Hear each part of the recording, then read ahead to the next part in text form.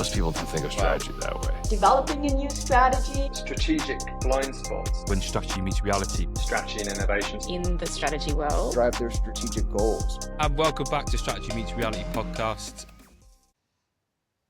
And welcome back to Strategy Meets Reality podcast. Thank you for all listeners. We've had a 2-week break because I've been basically traveling around Europe, having a bit of time off during the sort of writing the book. But what a great way to get back into the season with our fantastic guest, Martin Pfiffner. So, Martin, pleasure to have you on. I've been wanting to have a conversation with you for a long time. So, welcome to the show. Thanks for having me. Looking forward to this. Yes. Just for a bit of background and context for our guests, do you mind giving a bit of a background about yourself and what you've been up to recently? Yes, what I do. Well, I'm 60 years old. I'm a Swiss. I'm since about 30 years, mainly consulting companies, large ones, big ones, business, non-business, mainly in the German-speaking area, in Europe, sometimes in America and in Asia. And my topic is actually structure. So if you talk about strategy, there's a side of working in the system, so to speak, right? Developing strategies content-wise, that's one thing. I'm not doing that. I'm not a strategy expert. But I look at strategy from the opposite direction, and that makes that conversation with you always so interesting, because I think we have two opposite ways of looking at the same thing and have the same understanding to a great way also. Yes, working on the system, what's the structure that enables an organization to come up with what you would call a strategy and what we have in mind when we talk about a strategy. Oh. So I'm still doing that. I'm currently rather running down my consultancy business and concentrating a little bit more on trainings, educating people, training people, enabling people to do these things rather than to apply it myself. I have applied quite a lot so far. Cool. So, yeah. And you have a fantastic book, and I'm really annoyed because we were scheduled to talk earlier, but obviously we had technical issues, so we rescheduled. And I had the book out, and I think my wife's put the book away. Yeah. I'll find it before the end of the show, but I'll link your book to the in the comments anyway. It's a fantastic book. Neurology of Business really takes you through viable systems model and why that's important. And I think the reason why I wanted you on this show is to talk about structure. Like you said, you've been working with structure for a long time. I can't believe you're 60, by the way. That was a surprise to me. Must be that Swiss water. Yeah. We're young, obviously. But is that structural point? Because I see it too often in organisation. I don't think they don't really put the onus and emphasis on structure. I think structure becomes like this thing that they unconsciously think about. And whenever I go into an organisation, I don't see that they've thoughtfully gone through and worked out structure, and in the sense we do, and we'll unpack that more. Is more that, it makes sense to have these things, and every other business has got that, so we'll have that. And Dave's not very good at that, so we're going to take that away from him and we're going to put it over here.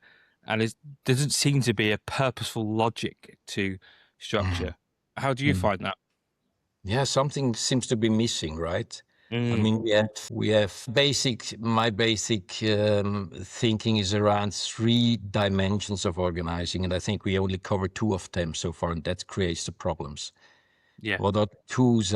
Approaching an organization rather from the perspective of an organism rather than a machine. And an organism has these 3 dimensions. It has an anatomy, which we see in the organization charts. It has a physiology, which we see in agile processes. One of them, an agile strategy process. And there is a 3rd dimension, which is the neurology that makes the whole thing work, right? Yeah. And we don't have the means to look at that. I mean, we have the means, but the organizations typically don't do it. No, they don't. They disregard it. So how would you recommend that they look at that? Well, the first thing is to be clear about what we're talking about, because the observation is as soon as managers start talking about structure, they take a flip chart and draw boxes and org chart. And I mean, we are working with org charts for more than 150 years, and they've tried all the different aspects of anatomy. And nevertheless, we have Frankenstein organizations very often. They're alive, but they're not able to dance very elegantly, right?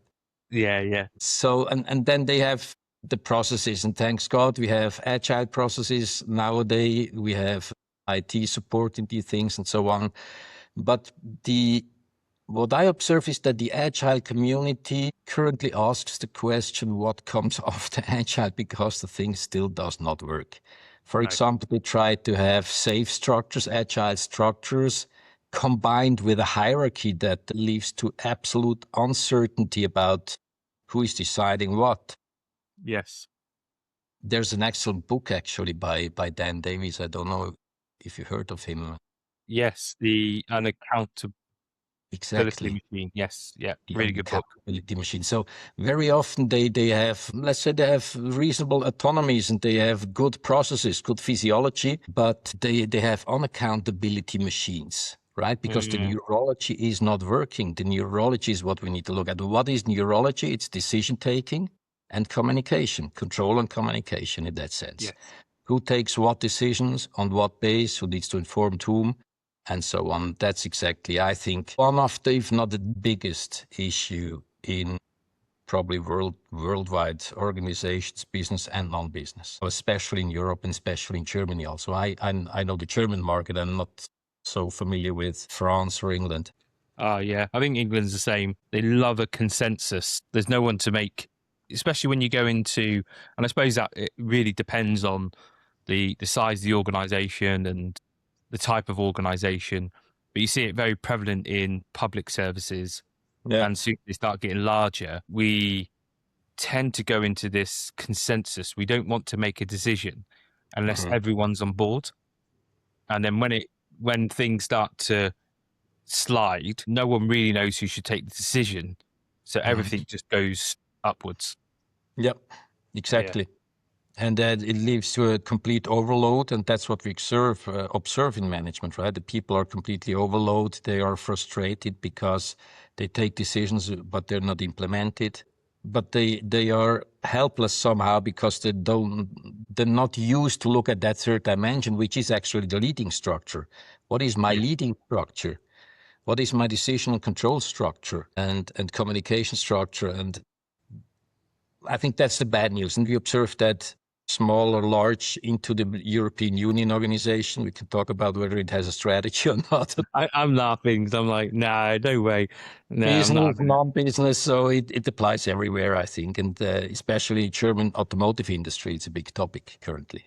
They're too heavy and too slow in regards to their Chinese competition, Asian competitions.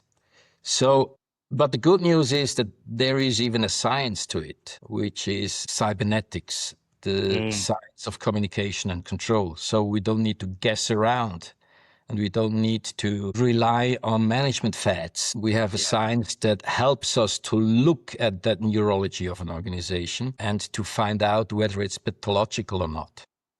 Yes. Excuse my English, by the way. I always tend to cite Viktor Frankl, the Austrian psychiatrist and neurologist also. He was said, I speak a perfect accent without the slightest English. No. Your English is spot on.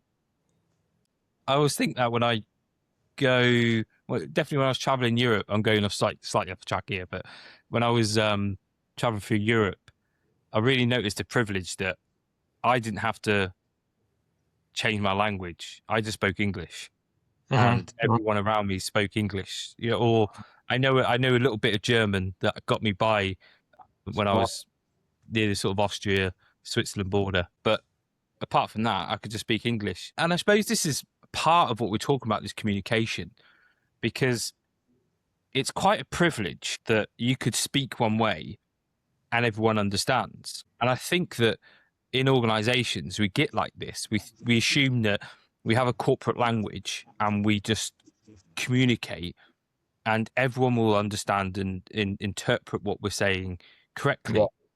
Yeah. And we know that's just not true, but we seem to work on this. Yes. Again, here comes the interesting perspective of cybernetics. It's actually a science that I think the original title by Norbert Wiener was Cybernetics, Communication and Control in the Animal and the Machine. So the question is, what kind of structure do we find if we look at functioning organisms where communication takes place? I mean, every second in our body, we're communicating like hell, right? We don't realize it. There's a reason why we don't realize it. So that's part of the system, a part of the structure. What do you realize? What do you decide on your level? And what does your liver decide on its level? Because there's a lot of complexity and communication going on currently in both our livers. So the interesting question is, can we learn from these structures? And I think the core insight of cybernetics, which we try really to apply in management, and that helps managers a great deal, is the principle of negative feedback. So because we know that communication is so difficult and never really works, the question is, how do we ensure that nevertheless systems function? Like that famous quotation of Schwarzkopf in the Iraq wars, he said, we have to allow room for mistakes. Yes. Which was treated in our communities, in our media, wrongly, in the wrong ways, saying, well, it's good to make mistakes. It's nice if you can make mistakes in our company. Like you would want to have that in a hospital or in an airplane. But allowing room for mistakes, that's that kind of negative feedback principle. So making sure that you're working with closed loops. Yes. And I think that's a principle that we can observe in organizations that must function because it's about life and death. Rescue organizations or military organizations. They cannot afford to accept that communication is so difficult, right? No. And from my background in the military, our feedback loops are very, very short and very, very harsh.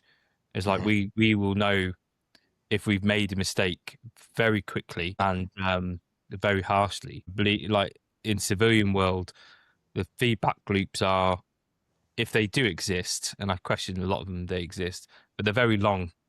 So you find leaders that will make decisions knowing that it's okay, because by the time that decision has sort of come through and hit reality, I would have probably been gone anyway. So I'm not going to get the feedback that requires. Yeah. So interestingly, if you look at organizations that we have at least the idea that they are not so bad in functioning, be it military, be it rescue organization where it's about life and death, be it organizations like, without becoming religious, the Catholic Church, for example, 2,000 years on the market, that's not so bad. And I think interesting people have either gone to the military or the state or the church probably at these times. So what can we learn from that? And if you find all these basic elements of functioning structures that you see with that viable system model that we're talking about, right? The invention of Stafford Beer, an Englishman, by the way, English cybernetician. Yeah, and it's really important, those loops, and thinking about communication in this way. So you said a really interesting thing earlier around the German automotive systems being really slow comparative to their Asian competitors. Now, thinking about what you've just talked about there, why do you think that they are falling behind? Well, what is it that the Asian markets are doing really well, or the Asian automotive team, especially people like BYD? What are they doing so good comparative to the German operatives? Actually, I think they're following some of the principles that you either just know because you're a talent or because you have a lot of experience, or you can know them also by looking through a model like the vital system model. You find the same principles. You find the exact same principles also in Nassim Taleb's newest book, Anti-Fragile, which is heuristic, saying what organizations need to do actually in a heuristic, not in a model way like the vital system model, but as a heuristic. But they're talking about the same thing about two perspectives once more. And I think one point has to do with establishing negative feedback loops, not only in communication-wise, in daily communications, but also, and maybe that starts, the whole organization question starts with being very clear what your operations are actually. Distinguish your operations, purpose fulfilling, profit center, so to speak, your businesses, your whatever. I mean, if it's non-business, then it's your operations that to fit together the purpose of the organization and distinguish them from everything else that you find in organization charts, and then establish a clear accountability in that. I call it the primary steering dimension, in that steering dimension, because that's the first question: who steers whom in an organization? We need to talk maybe about levels of recursion, the principle of recursivity. So there's different levels, like we have open political organizations, we have villages and cities and countries and so on, different levels which manage all themselves to a great extent. Principle of recursivity is important.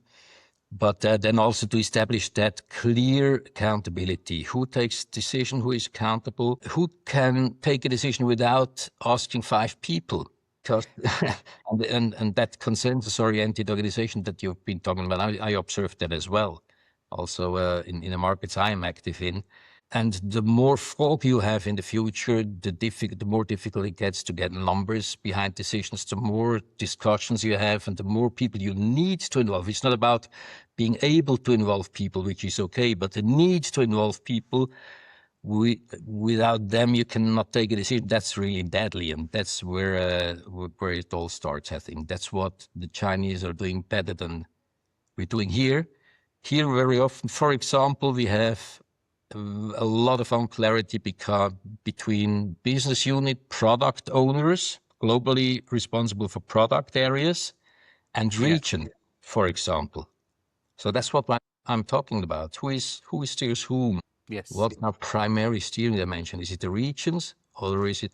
And there is where it all starts, also with the intersection between strategy and structure, because that's, as Raymond Chandler said, strategy follows structure follows strategy. That's a strategic question, right? Who is your customer? What are you paying for?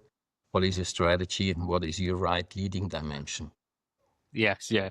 And, this is that two-way relationship between the structure and the strategy, because like you said, what your current structure is limits what's possible initially. You can adapt. Absolutely. Things. Yeah, absolutely. It's important to look at both arrows, so to speak, from strategy to structure and the opposite way. Yeah. And the same is true also for people, right? You need also to involve culture, people, abilities in the organization. Without them, you will not be able to implement them, right? So in the end, it's a triangle of aspects that need to fit together. Yeah, and I think this whole idea, you mentioned it briefly a moment ago, and it's about that purpose and what's the makeup of the organization, and it's not just the boxes that we've created on the hierarchy, but it's all those past decisions. Like when we're thinking about the structure and the strategy, we think about, well, a lot of stuff is obvious, but then you think, well, past decisions or current decisions make things difficult. So where we've chose to invest in, where we've chose not to invest in, that capability is not, because we've not invested in a long time, is not up to the scratch we need to maybe to deploy the relationships that we've created in suppliers. We're so contractually bound for a while, that's going to limit you, or created relationships that are so politically sensitive that to break away from those is unthought of. And I think this is the other part of structures and organizations that people forget when they're trying to make strategy. They just see strategy as an aspiration. Would it be great to do this? And they don't really think about, well, what's the organization doing? What are our primary activities that we're really good at? Yes. Well, interestingly, if I look at strategy from the perspective of structure, especially from that neurological perspective, then certain aspects come to mind, and that's one of them that you're mentioning here. One aspect we have been talking about also already is recursivity. So the question of, if you talk about strategy, are we talking about strategy of Germany, or a strategy of the European Union, or a strategy of a Bayern, or a strategy of a village in Bayern? Because it's always strategy, and I think there's a lot of confusion about that if people talk about strategy. So what's my management level, so to speak? And what's the environment I need to look at? Because I have also operations going on, product areas, regions, customer groups, whatever it is, technologies, and they are also having a look at their business. But my business is more than the whole of its sum, right? If I'm responsible for Germany, I don't need to look at Bayern because the Bayern take care for themselves. I need to look at the whole. So that difference in strategy, and to make sure that the strategy is not only just the sum of its parts. So German strategy is not the sum of the parts of strategies of all the countries in Germany. It's something different additionally, right? So there it starts with recursivity. And the other thing is what I observe also regarding what you just mentioned, that difficulty very often to not just to wish things, but to also to deal with the constraints. It has to do with the strategy process. The question there starts already, what is strategies? What are we talking about? And the next confusion is here, right? Everybody has an understanding and everybody has a different understanding of what a strategy is. And my observation here from the viable system model, I look at basically three things. I look at decision categories that are normative, and that's an input into strategy. Constraints like that. We want or we don't want, right? We can or we cannot, basically. Normative decisions, that's one input. The second category of decisions I need to look at has to do with strategy, outside and then related in an organization. The future related, outside related. So that's typically the heart of strategy, where you need to ask yourself, are we doing the right things, right? What do we need to stop doing today? And what do we need to start to do today in order to be viable in the long run? Yes. And the third category is the operative category, the executives. Since Montesquieu, we have that different parts, right? The executive, the legislative. And here is this thing, a difficult word, sorry. Right, And I very often observe that part between strategy and operative planning, where we really talk about planning.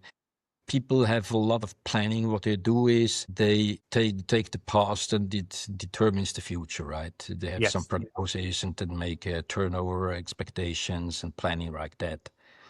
And it's not necessarily the future that determines the present. A complete other thinking in how I plan, actually. That would be the cybernetic thinking and planning. That's one thing. And the other thing is that what they think is long-term is always strategic. So they think if they have a planning that is planning turnover for 5 years, that's our strategy, which is ridiculous, of course, if you look at it closer. But that's what I see in practice. And sometimes it's really frightening. Yes.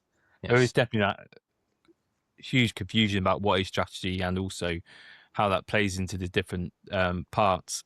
Yeah. And I think that's where you're really looking at the organization, and I think that you see it when someone comes up with a new strategy, that straight away it's all the town halls, but and do all that flashy stuff. But the bit that worries me with all this as well, is a bit what you're talking about, is then suddenly everyone has to justify their objectives against the strategy. Suddenly you've got new values on the wall.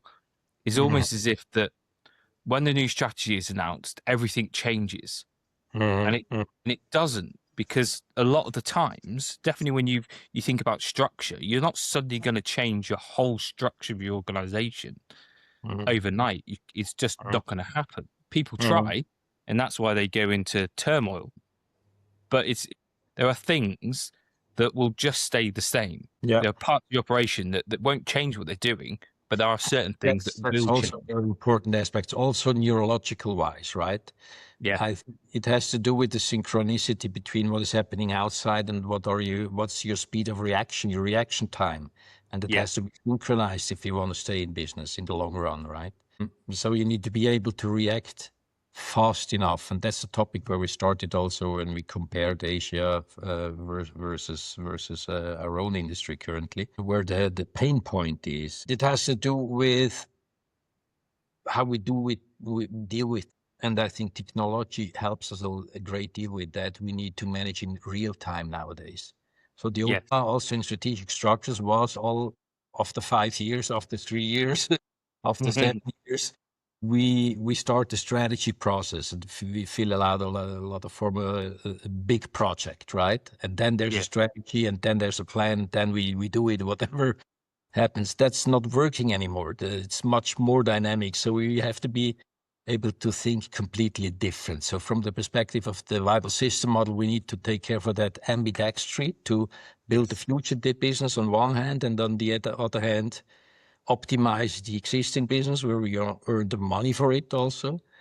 That's one thing. And we need to be able to navigate in the fog. Cybernetics, that science we're talking about here, basis of viable system model, is the science of navigation in the fog, so to speak. Governance, Kubernetes, it all goes back to that word of cybernetics, the science of communication and controlling the animal and the machine, as Norbert Wiener said. Actually, one important sentence, I think we have applied that a lot in technological systems so far, but we haven't applied these principles in our social systems. And that's the basic reason, my perspective, why we have all that turmoil. We're not able to really steer, be it whatever it is, business or no business. Yes, the other thing was real time to build on premises, to say, well, so far as we see now, we believe that this is going to be important, this will happen, and so on, and to test that in very short cycles. And as soon as something relevant happens, then you have to rethink your strategy, a complete different approach to how you do strategy. And most organizations are not used to do that. No, like you said about real time, I talk about strategy needs to be continuous. It's a consistent thing. You see it especially in the viable systems model. Stafford Beard talks about that. Like you said, the ambidextry. So he's not on about doing one and then getting around to doing the other. It is a tension that lives, and you're doing both, which I think often people miss. That loop, that feedback into the external environment is really important to test, because we're going to give direction and give decision rights to parts of the organization to configure what they need to enable us to achieve what we want to. But then we need to ensure that, one, what we've asked the organization to do is having the effect that we expect in the external environment. So otherwise, what I find a lot of people, they give a lot of direction, they're not measuring or understanding if all that accumulated effect is actually changing what we want. What's really happening? Exactly. Yeah. And then the other one is what I call the intent loop. So it's like, well, this is the strategy we thought, and this is our assumption. We've now done tests. We've now, people have acted. Yeah. Is that actually right? Things changing that we didn't foresee, that is now going to need to update our assumption around the strategy. Yes, and actually it's not so difficult. I mean, you need to come together probably every 3 months in a given committee of, let's say, 5 people on your recursion level. If you're looking at the right recursion level, which cuts out a lot of complexity because it determines what you need to look at, and then you do it continuously as a cycle. You always start from scratch and always ask yourself again, am I still seeing it right? Have my premises changed? Am I not really implementing things as I expected, and so on? And what does that mean? Then you're doing continuous strategy. I would say real-time strategy. And I think the other thing is also an interesting concept from cybernetics, is the concept of the essential variables. So the concept was by Ross Ashby, I think, British neurophysiologist. He said, if you want to know about the viability of your body, look at probably 7, 8, 9 factors which tell you to great extent if you're viable or not. So the blood pressure, heartbeat rate, and so on. Some factors are really relevant. And I think that helps us also to deal with the complexity. That's what our neurology also is doing, right? How do we deal with that complexity? Apart from the level of recursivity, the principle of recursivity, it's focusing on essential variables, but deal with them in an interactive way. I think that's the core of systemic thinking, right? To reduce everything to, let's say, 5 to 7 really important things, areas, let's call them. Or in a business, I would say they are factors like, what is my market position, number one? Yeah. What is my innovation rate, number two? What is my productivity, number three? Am I attractive for the right people, number four? Cash flow liquidity, number five. And number six, the profitability in the end. How much money do I need to earn? If you look at these 6 factors and if you concentrate your strategy on these essential variables on your level of recursion, then it's not so difficult. You come together 5 to 7 people, 3 months, and you just do your continue. Yeah. And that's the thing. Yeah. And when you think about strategy, I term what strategy is for. Strategy is for the pursuit of viability and advantage. We want to make sure that, what we're doing means that we are viable. That's the number one thing. We need to make sure we're viable. Otherwise, we don't exist. Yeah. Absolutely. There it starts. Yes. Yeah. And that's the basic problems. I mean, organizations look at liquidity, cash flow, and profitability. That's important too. That's 2 of the 6 I mentioned. They're coming actually from the St. Gallen management model, Fred Malik, Alois Geller, and so on. There's a lot of evidence behind these things. Yes, and there's still basic problems actually, like just neurological pathologies. Do you say pathologies? Pathologies. Where, for example, you're doing strategy for regions, but your operative units on the regions, they're the product groups. I've seen that in many organizations. So you have a neurological storm in your brain. You're thinking in one direction and acting in another direction. Yeah. You bring that together. It's what Dan Davies calls the unaccountability machine, not to clean that up. Yes. That helplessness currently, that's why organizations don't clean it up. They would like to clean it up, but they look at anatomy and physiology, and they don't have any means to look at neurology to really clean it up. Yeah, I agree. You've mentioned recursivity quite a lot, and it's a really important element. And we know that there are recursive levels to an organization, to an organism, to anything. There are recursive levels. But I've seen, and I don't know if you see this as well, there's a huge swathe of people that are pushing for what they call flat organizations. Mm-hmm. And I get what they mean underlying, but I think the question they're asking or the perspective they're looking is quite lazy. They're going, let's go flat organization. And I don't think they mean that. What they mean is what we're talking about here is that, do the right people have the right decisions? Do the right people have the right information? Do people have the freedom to take action without needing to get committees and... Exactly. And I would ask the question, is it manageable? How many levels of recursion can we get rid of? And I agree, we grew too big in the last 50 years. We take, in very many cases, we take levels of recursion out. The Catholic Church, to my knowledge, has still 3 management levels, 3 levels of recursion: priest, the bishop, and the pope, and rest or other functions. I might be wrong, but I think I'm right. If it were 4, nevertheless, I mean, it's a global organization. Yes, that's one thing. You've got God, haven't you? Sorry? 4. You've got God above the Pope, so we'll go for... Exactly. And you're right. Yes, and you should try to take levels of recursion out. I agree, because that makes things more faster. It makes it lighter, also less costly, and many reasons for it. But the question still remains: is it manageable? Can you manage 20 organizations below you on the next level, or can you manage only 7, or can you manage 50? The largest organization I know of manages 170. It can do the job. Whereas there are much smaller ones. Let's talk about the European 27. Quite a lot of difficulty to manage that, even. Yeah. Right? How to keep these 27 as a viable system that has a common future, and that really where we're stronger than everybody for himself. That's the reason why there is a EU. You need means to assess that. People do not have the means to do it. They do it by heart, by experience. Sometimes it's okay if they have experience. But Viable system model once more, the neurology, that perspective deals with complexity, and it's a complexity question. How many children can you have in your family?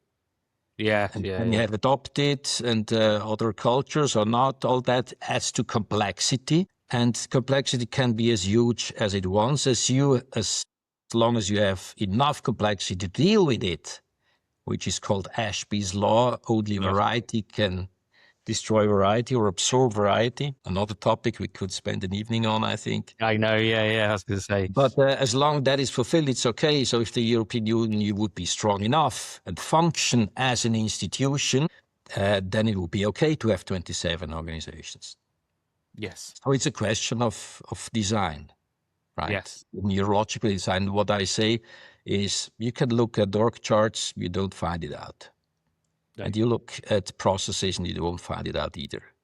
You really need to look at that third dimension of organization, the neurology, the decision and control structure, leading structure. But people don't do it. In universities in Germany, they still teach there's a so-called Ablauf and Aufbau organization, structure processes roughly. Yeah. And that's it. Yeah. And that's what they learn. And they learn a lot of project management, and they learn a lot of agile processes and agile methods, which is all fine, but just not sufficient. No. And I find this a lot, and I see a lot of university things talk about leadership or strategy or design, or they do. And people will probably challenge me in this on the call, but please do.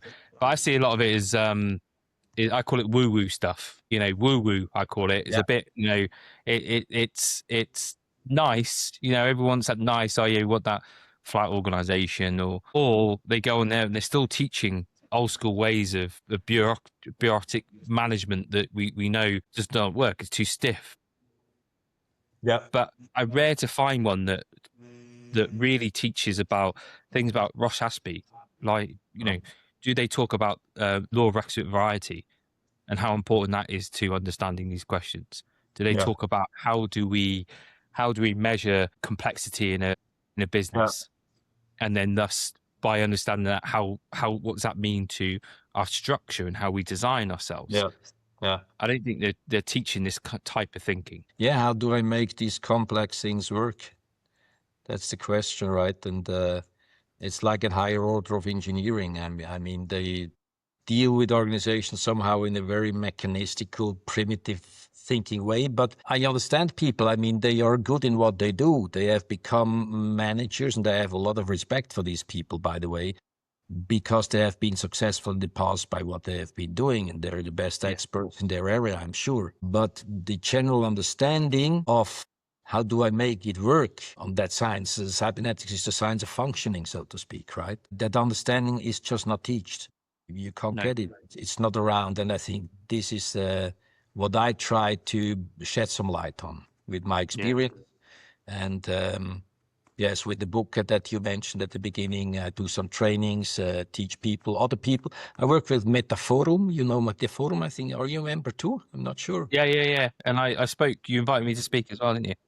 Oh, okay. So, yes. Yeah, people can speak on, people can see my talk on Metaforum as well. Oh, nice. Yeah. We try to set up a kind of quality in practice and education operation there, where we globally do something to disseminate that experience, that model, that way to look at things. Because it's not complex, actually. It's not difficult. You just need to deal with it. And it's a language you need to learn. It's another perspective. You can't talk in org charts about your neurology, and not about processes, and not even if they're agile, but you need to have that language, and it teaches you that language, which is a natural language, because we all built like it. I mean, it has been derived from ourselves. That's interesting as well, right? Yeah. It has been derived from our own functioning as a complex organism. And a dynamic and agile organism and viable organism to a great extent. Yeah. So it's not difficult to learn, but you have to deal with it. You have to learn It's very different. It's very different, but not different in a difficult way. It's just not. And this is probably the point to you. It's like, I love the viable systems model. I think it's by far the best way to look and understand organizations, and cybernetics that underpins that.